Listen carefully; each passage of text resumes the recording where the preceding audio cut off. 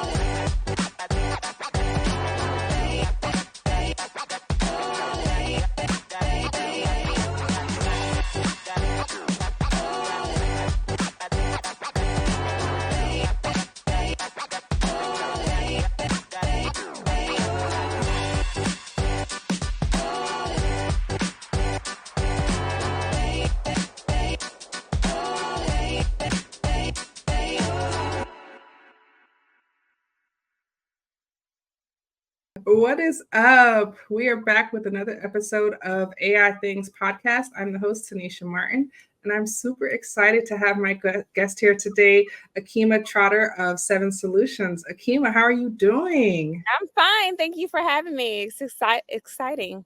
Yay! I'm super excited to have you here. I was doing a little low-key stalking on your LinkedIn page, and I see that you've been in this game for about 20 years. Do you want to give us a little bit about your background and introduce yourself? Sure. So I am from Charlottesville, Virginia, small town. I got my undergrad in computer science from Old Dominion University. Took me a little longer than expected. I was a teen mom, so I was juggling being a full-time student, full-time athlete, and full-time single parent, all, same time. But I got my computer science degree from Old Dominion. My first job right out of college was with Lockheed Martin doing software engineering.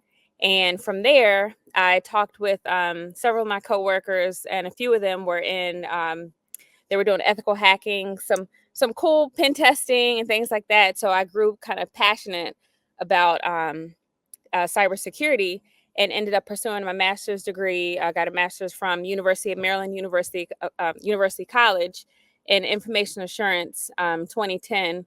And I've been working since 2003. The first 2 years, like I said, were in software engineering. And the remainder has been in various fields and, various roles in cybersecurity, doing security assessments, risk assessments, things like that.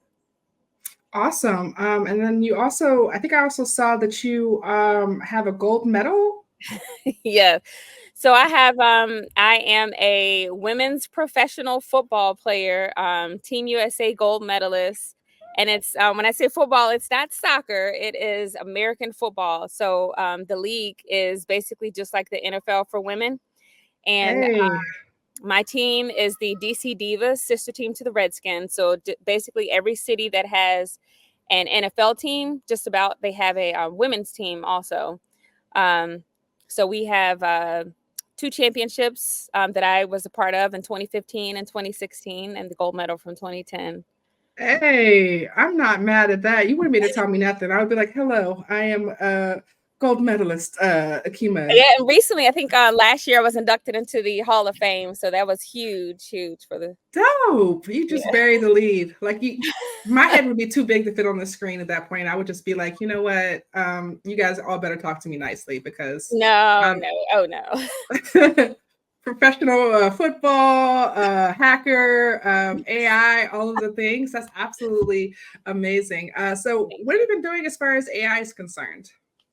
So for AI, it's as we all know, it's very, very new. And actually, crazy thing is, back in not don't want to date myself, but when I was in college, there was some classes that I was in for learning about artificial intelligence and things like that back then, 20 years ago. Um, and I was extremely interested in just learning about how machines learn and how they process data. But recently, I was a part of the NIST Generative AI Working Group and got a chance to be involved with putting together the pre-deployment testing of AI and the governance around AI. Because right now there are no requirements for AI. So what we've been seeing is kind of a rat race. So you have a lot of companies, a lot of people, not even necessarily companies, but they're trying to see who can launch their AI products the fastest, who can come up with the best AI product and get it into the mainstream. And security is kind of an afterthought, but I think that that's normally the case whenever you have something that's new to market. I feel like the impetus is always to try to get it there first and then worry about, security and future features and, ethics and things of that nature, basically as an afterthought. So how do you think that's working out for the industry so far, based on what you've seen? well, so far I think it's working out great because it hasn't gotten to the point where stuff hits the fan, I will say. um, but I mean, like I said, I spent the bulk of my career performing security assessments for the DoD and IC community, and there's a lot of requirements that go in place for developing secure products, and none of that's being done for AI.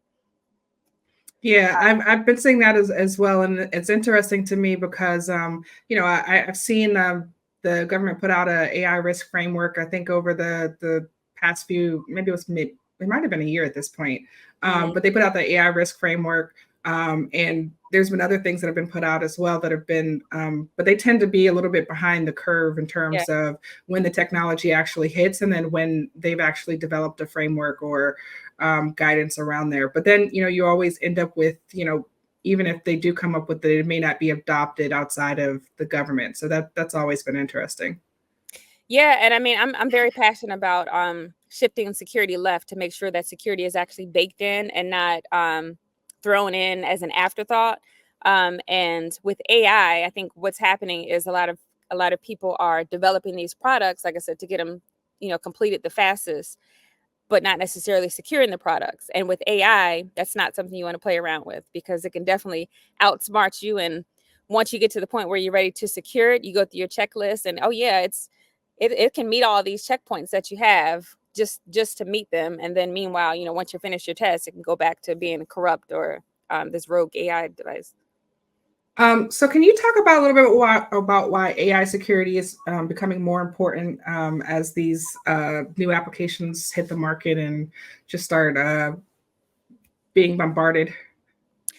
The biggest thing is because people are putting it in any and everything.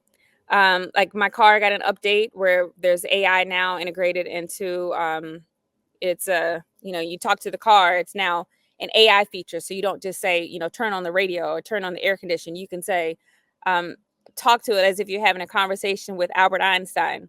But because of that, and because of my cybersecurity degree, I don't want to piss it off because I feel like it can also take control of my car if it wants to.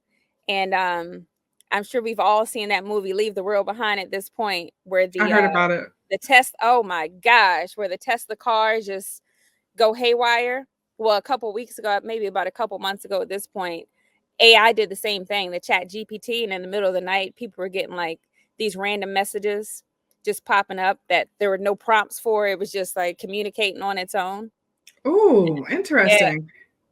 yeah. I didn't even hear about that. That sounds absolutely crazy. I would be freaked out. Like everything with an internet connection would be off at that point. We would be up in here with like candlelight. Yeah, I'm telling you, it's scary. This was about maybe 2 months ago at this point. So do you think we're at the point now where AI could take over your car, or are you saying like that's something of the future? Like, do you think that that's a thing? I think it's possible, but I think it's something of the future. And I think pretty sure we'll be seeing in the news at some point where that has happened within the next few years. Yeah, that's super interesting because when you see a lot of the the things in movies and you're like, oh well, that's just something of the future. We talk about like what the possibilities are for AI. I would be freaked out if my car just decided one day that it wanted to just, hey, I want to go pick up some ice cream. Like I wouldn't be mad about the ice cream, but I would probably be mad about the unintentional redirection. With the Tesla cars, you put in your destination, they can drive themselves, and you just you can just sit back and relax. So that can definitely happen. And the problem is that cars these days are computerized, right? So they're not like those cars back in the 70s and 80s where you gotta, everything is like a manual control. No, with it being computer operated, that AI can, if it gets access to the right computer, the right access controls, anything is possible. I was my car has a little push button thing where you push it and you can ask a question or whatever. So the other day I was bored at a light and I asked it, how was it doing? And it was like, I'm good, or doing well, thanks, or something like that. And I was like, I wonder what happens when it's not well. And it went through like a whole rabbit hole in my mind of distraction. Like, what happens when they, start having real feelings and they want to do something about it? I'm telling you, it's crazy. It's scary. So what are some of the, you mentioned that you do a lot of security assessments now. What are some of the risks that are associated with AI that you've encountered in some of your assessments? So with AI, I mean, like I said, I think the biggest risk is not baking security in. When I say that, I mean like from day one, like once you have an idea or concept in your head, you need to go straight to a security consultant and start figuring out, okay, this is the idea I have. How can we incorporate these security requirements to make sure that we can merge these together and bake them in on day one, as soon as we start developing this product? Because when you do that, all your controls, you have access controls in place. The AI is locked down. With machine learning, it's constantly, like with the generative AI, it's constantly learning, and it gets to the point where it's teaching itself and doesn't need a human interaction. So by putting these controls in place, you're kind of like building fences around all the processes. Whereas once you wait until the products are developed, it's too late. It's almost like, I don't know, trying to tame a wild horse or something, and it's much harder at that point. Yeah, coming from a software development background myself, I know that when you we always talk about it when you do security, when you do testing, basically at the end, and you don't consider it shifting left, as you mentioned, that what happens is that the cost ends up increasing. You have a lot more vulnerabilities. There's a lot more things that are not considered, and it ends up the cost of ownership ends up increasing because you're having to basically build these things in.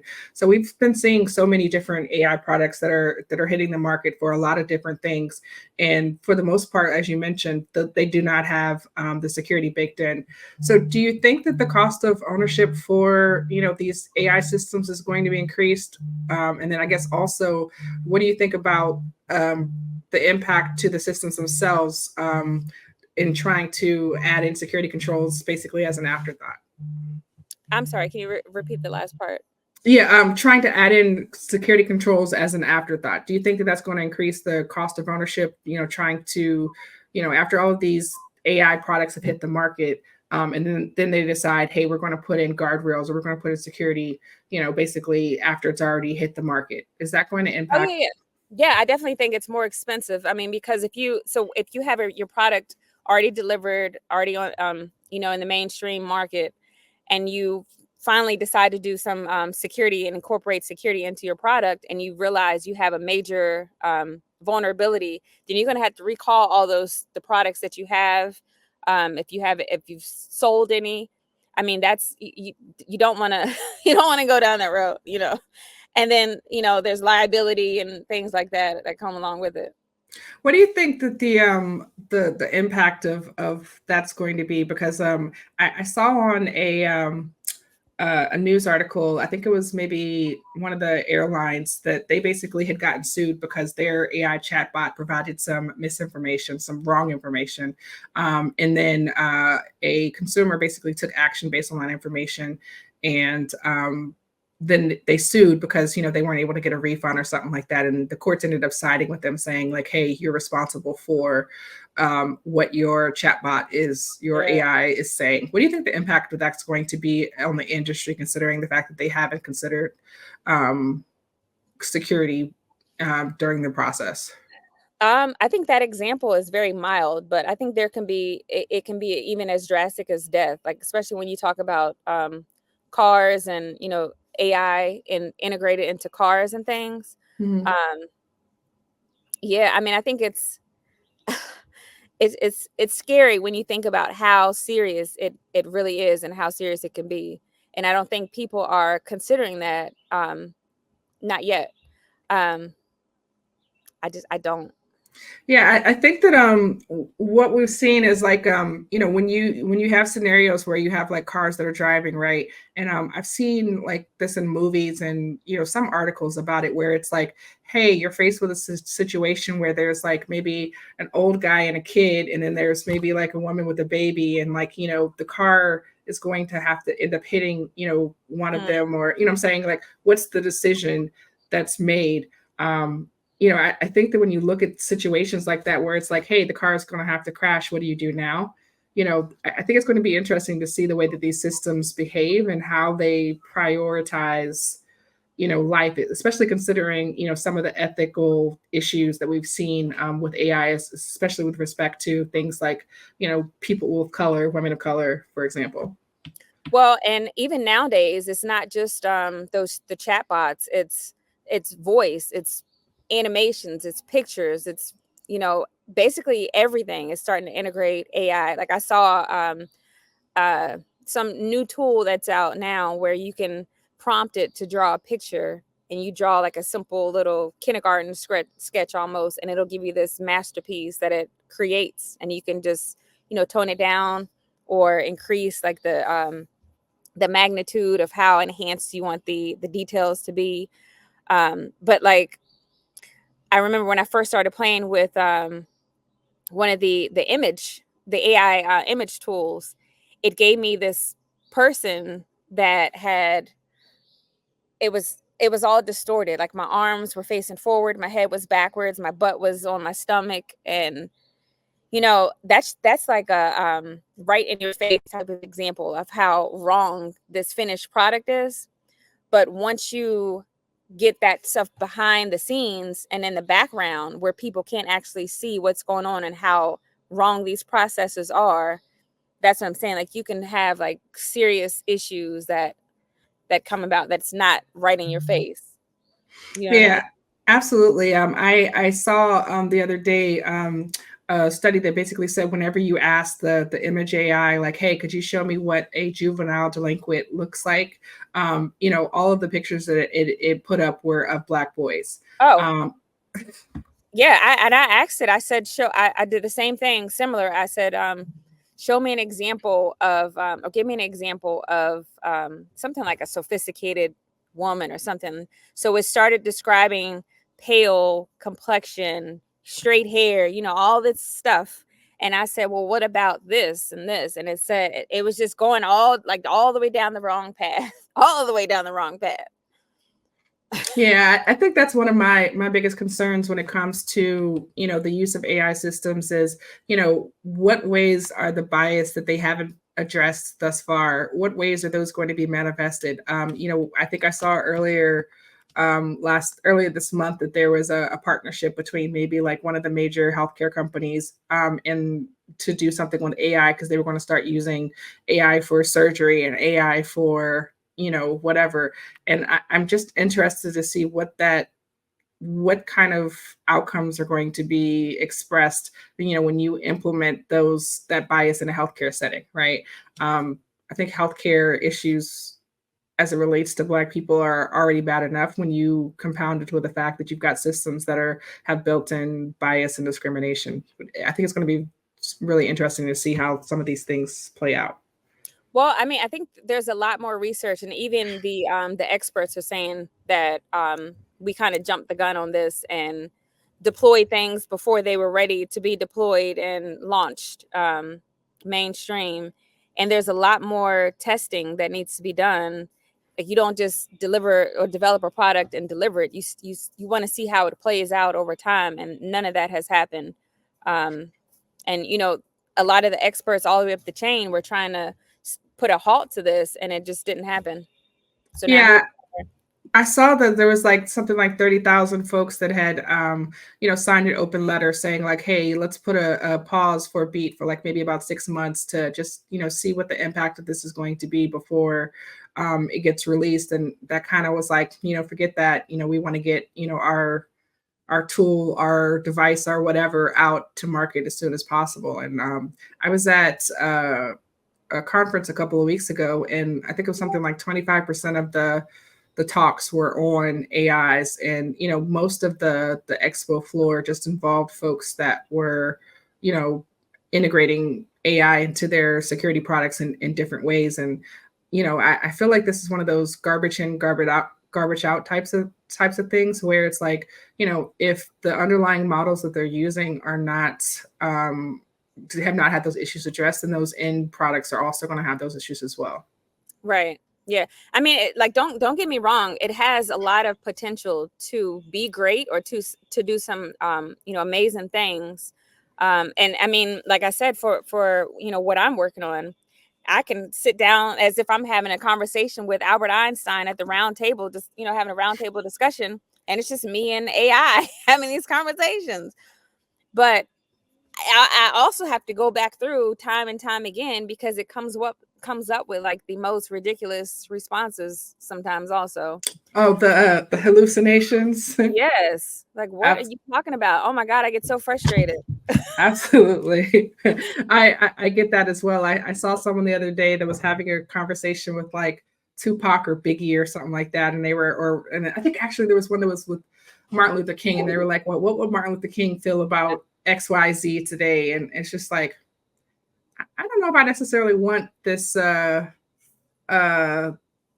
say, whitewashed response to, how MLK might say something or Dr. King might say something in 2024. I don't know. Yeah, it's interesting. It is very interesting for sure.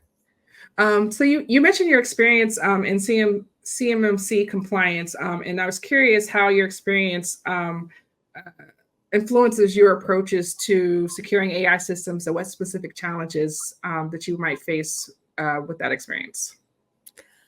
So with the CMMC, it's just like I said, it's shifting security left.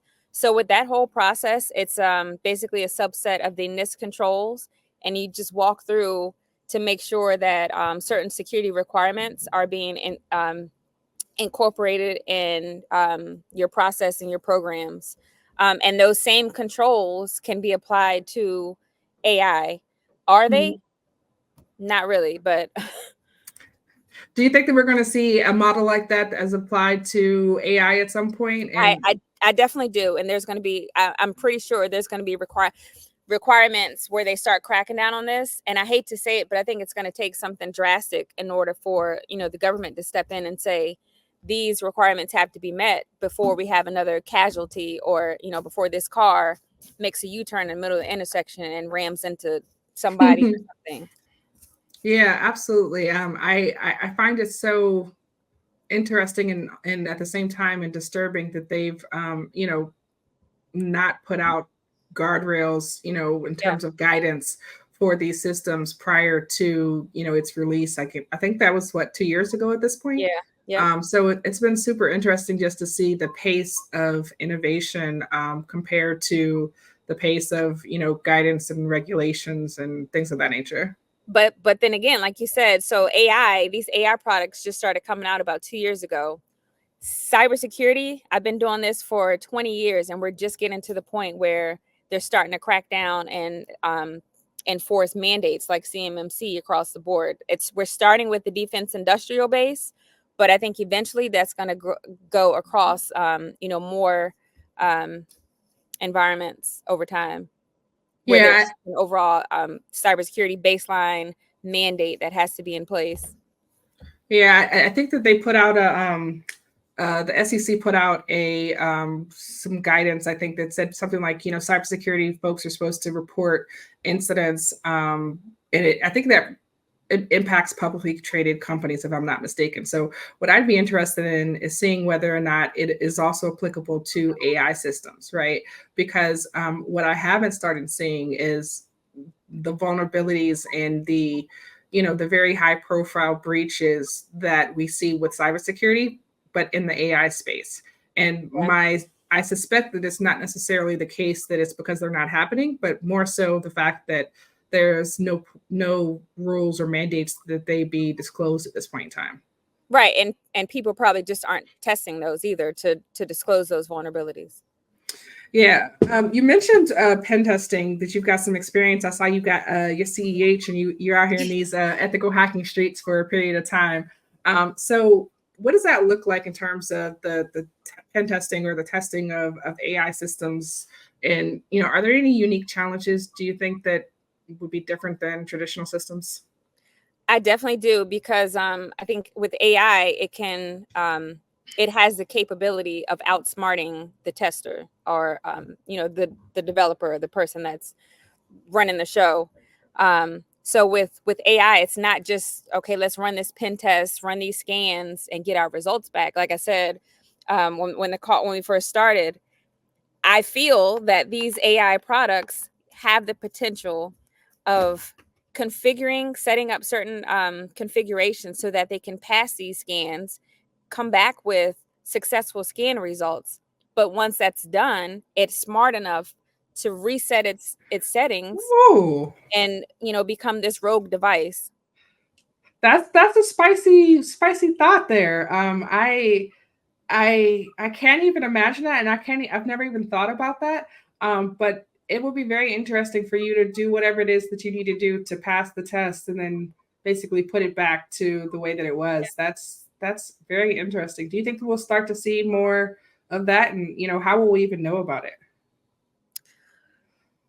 I think the way that we're going to know about it is AI tools, AI security tools. So we're going to have to, fight fire with fire. Yeah, I think that we're probably going to need a little bit more transparency in terms of the outputs and the tools as well, right? So like, what's the current state, and what are you analyzing, not just the systems in terms of like a point in time, but are you looking at the logs? Did you see what was changed and when and by whom? And what I'm saying, Exactly. like what ability the system has to make changes absent of human intervention. Exactly. Yep. So you also mentioned initially about a rat race. What do you think is going to be the impact of these systems? I guess consequences for the companies that are coming first to market, but not necessarily including security. I mean, I think there's some liability issues in there.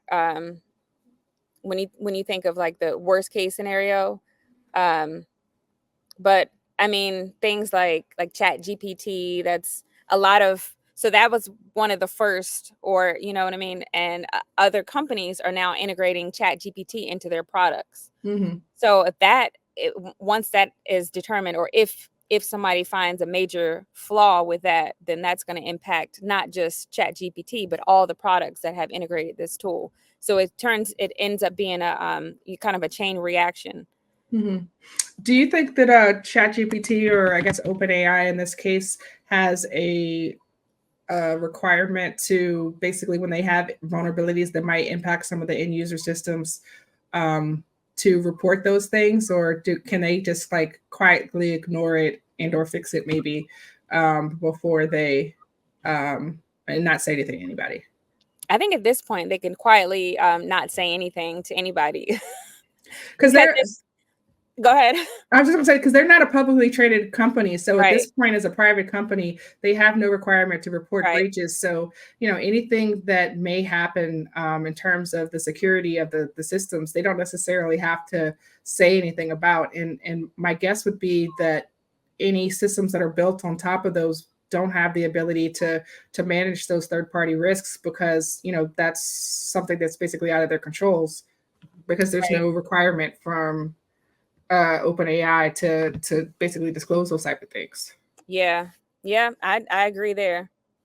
So I think you've got some experience as far as risk assessments as well. How do you approach AI risk assessments? Is that different? And what do you think? What's unique about those compared to other systems?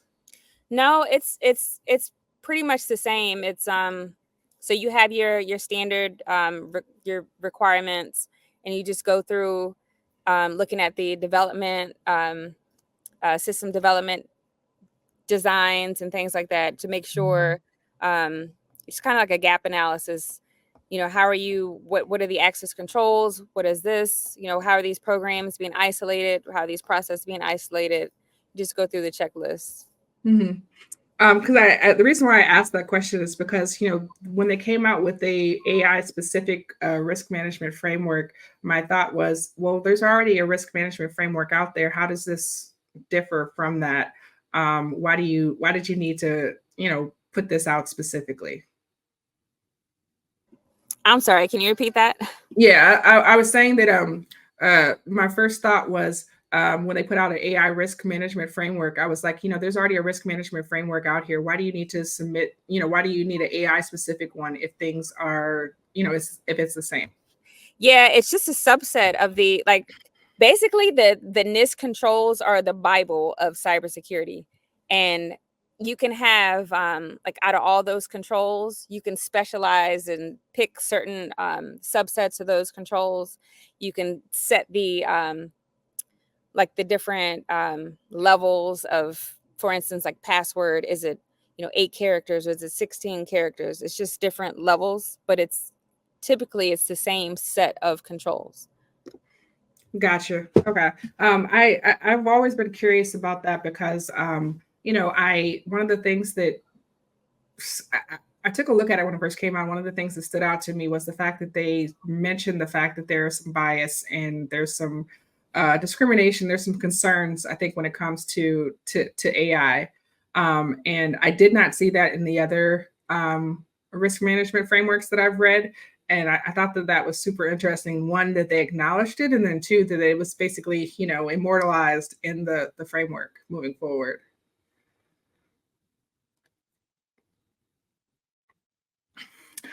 Security standards. So are there any existing frameworks or standards that are specifically prescribed for AI systems that you would recommend that organizations adopt? I mean, the baseline security controls, for starters. If you look at the NIST controls, just do a Google search on baseline security. Mm-hmm. And those, I think it's even for the CMMC, it's like 171. But just look up the NIST baseline security controls and start there. Mm-hmm. But there's no specific AI frameworks at this point that can be used. That's a work in progress. Yeah. Okay. Yeah, and I mean, I think there are, but they're not. There's nothing that's finalized. I don't have the number right offhand for those controls. Got you. When we're talking about the future of what AI looks like, what are your thoughts? Are you optimistic? Are you pessimistic? How are you feeling about it? For the use of AI or the security of AI? Let's get into both. So I'm very optimistic about it. I mean, I read an article about a month ago, and at this point, basically it was saying there's no turning back because, I mean, we're in the United States, so we turn back, the other countries are not. So they're going to move ahead and we're going to be left behind. And like I said, you're going to need AI, fight fire with fire. And we're going to have to be advanced in the AI realm to kind of when it comes to cybersecurity, cyber defense. And if we just put a halt to everything, we're not going to be able to defend against anything. Mm-hmm. And at the same time with, right here, what's happening in this country when it comes to rogue AI devices, you're going to need to integrate quantum computing and all of that to kind of secure what's already out in the streets right now. Mm-hmm. So as a security professional, you've been in this game for 20 years at this point. Do you think that cybersecurity professionals of the future are going to need to have AI skills in order to just exist at that point? Or do you think that it'll be like, hey, this will just be a specialized group of folks that do this? I think the skills that they're going to need in the future don't even exist yet, to be honest. Because when I was in college, this topic right here was not even a thing. And that was 20 years ago. So I think you have to have a futuristic, at this point, you definitely have to have a futuristic mindset.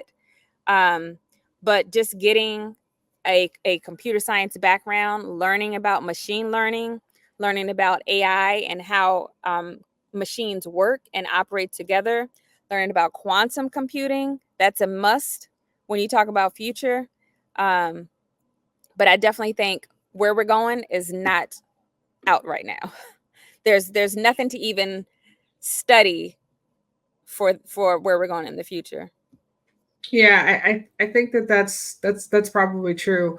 I in my mind, I think that cybersecurity practitioners are going to need to include AI the same way that I think that computer science professionals need to be taught security, right? Yes. And I think that right now I am always harping on things from an educational perspective, and I think that right now the way that we teach things is very disjointed, and I don't think it's, to your point, very future looking, because a lot of times we're not teaching developers and programmers how to securely develop their code, right? It's usually two separate departments within schools where you might be able to take a computer science class, or you might be able to take a cybersecurity class, but it's normally not. It is crazy, and it's normally not intertwined. And I think at some point in the future, the same way that we're having conversations today about trying to get cybersecurity ingrained into conversations about biologists or about chemists or about basically any nurses or doctors, that needs to be a part of their learning curriculum. I think mindset, yes. Yeah, I think that we're going to end up having those same conversations probably a couple of years from now, if not sooner, about AI actually being built across the board into all of these different programs. Because I think that the reality of it is that at some point, the same way that we're going to need security everywhere, we're going to also have AI in all of the things that we do. Like, imagine your refrigerator calling you and being like, hey, you need some milk.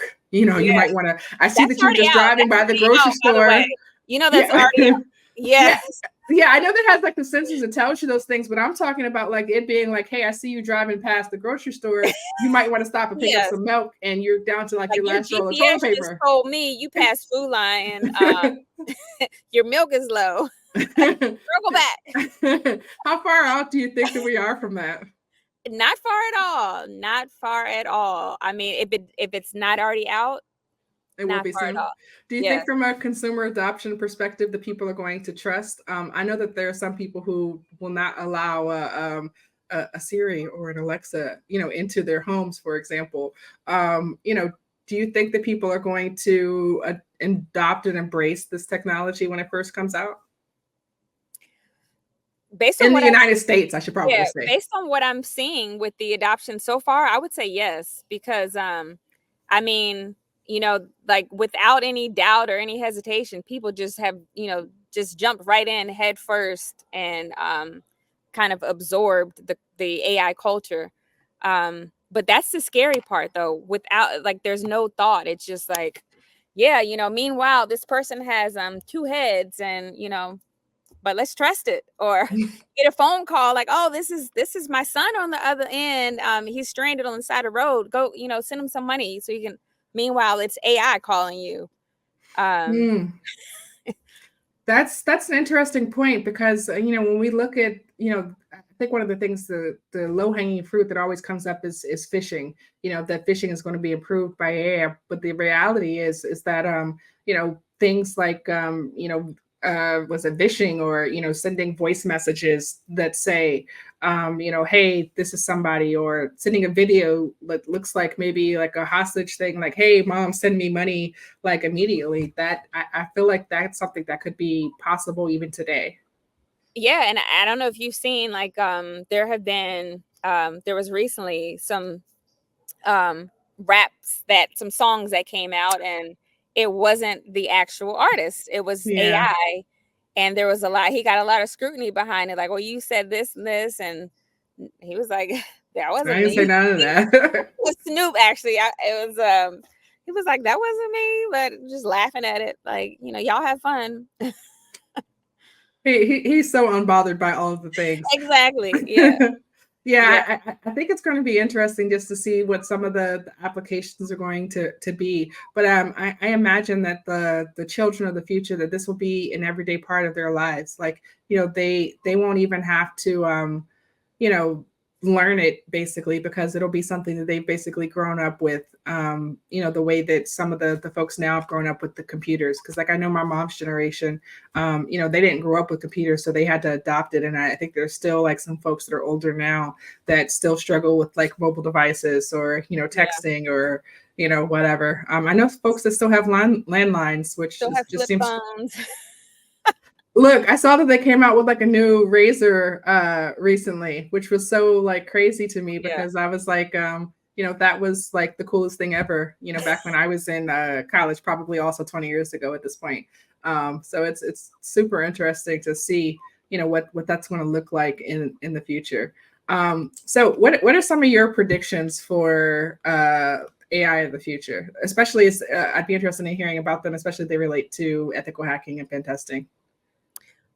Some of my predictions, I think that I think the whole world is going to revolve around not just AI, but almost like quantum AI. So the ability to do all of that, the AI technology, almost at once and simultaneously. I think that I think there's going to be some crazy things that happen because of this whole launch that we've had, so to speak, without incorporating security. But I think that the world is going to, I think the AI, the products that we have, I think they're going to push us kind of light years ahead. Mm-hmm. Yeah.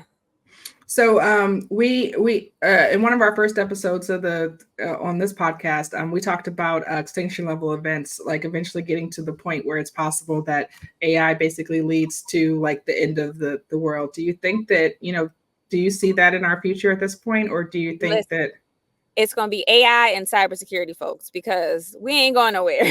And that's something I keep seeing. So many people are like, oh my gosh, we're not going to have a job. AI is going to take over. No. One thing you need is somebody to develop those AI products, and you need somebody to secure those AI products. Mm-hmm. So, I do think we'll get to a point where AI is developing, like AI products are developing AI products. But like, if you look back at the Jetsons, and that they ain't been wrong yet. Was it Star Trek? They ain't wrong either. Flying cars crashing into each other. And Yes. It was the other one, The Simpsons. Yeah, they're extremely good at predicting the world. Strangely enough. Yeah. I do think, like, on a positive note, I do think it's a very beneficial thing that this world is getting involved with, that we have. But I think we kind of need to slow our roll and do some assessments first.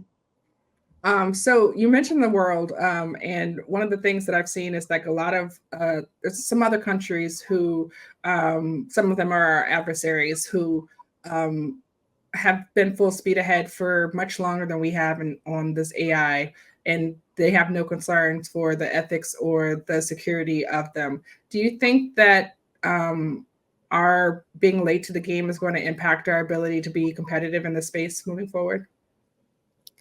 I don't think so. I think we have a lot of brilliant folks right here in the United States. Like yourself, me, and we just have to tap into those resources.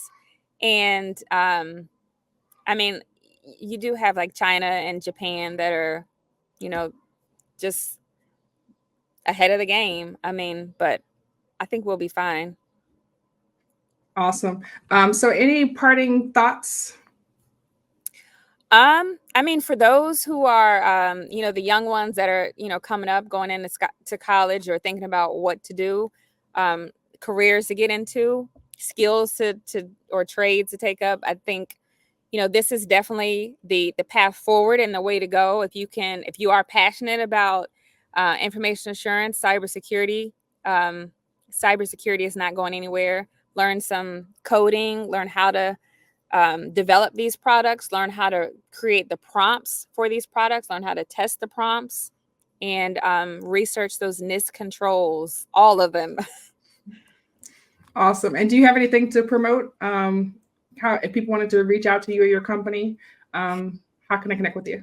Yes. So if you are, if you have a AR product that you have developed that you need security assessments on or security consultations, I am the founder and CEO of a company called a cybersecurity consulting firm called Sevinn Solutions, LLC.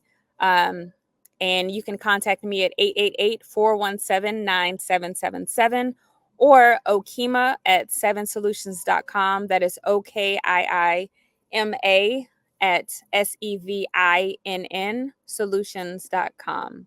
And that is putting the security first. People always ask me, why do you spell 7 like that? Well, 7 is my football number, and it means perfection and completion in the Bible. But I emphasize the security development and innovation with what we do. Awesome. And if folks wanted to catch one of your football games in the future, how can they do that? You can go to dcdivas.com. They are in the playoffs. The next game is June 1st at 7 p.m., I believe, at Annandale High School in Northern Virginia. Awesome. Are you still playing? I retired in 2018 when I had my daughter. Oh, that's dope. Do you still support them? Watch the games? Yeah, I do. Yeah, I'll be going to the one on June 1st. Awesome. All right. That's amazing. All right. Well, this has been another episode of the AI Things podcast. Everybody enjoy the rest of your day and take care.